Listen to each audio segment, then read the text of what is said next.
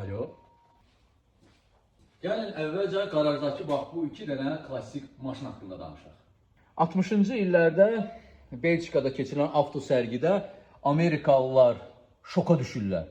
Onlar Sovetlərin təqdim etdiyi bu maşından öz Ford Mainline maşınının kopyasını görürlər. Əlbəttə, Sovetlərə nota verilir, amma sonra diplomatik yollarla məsələ qapanır.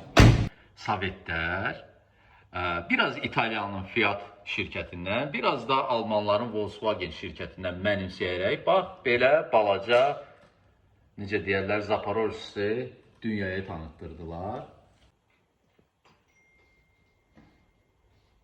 Bu nə qədər pul var? Sovet vaxtı hətta sənin bu qədər pulun olsaydı belə, sən bu maşınları ala bilməyəcəkdin. Çünki növbədə dayanmalıydın.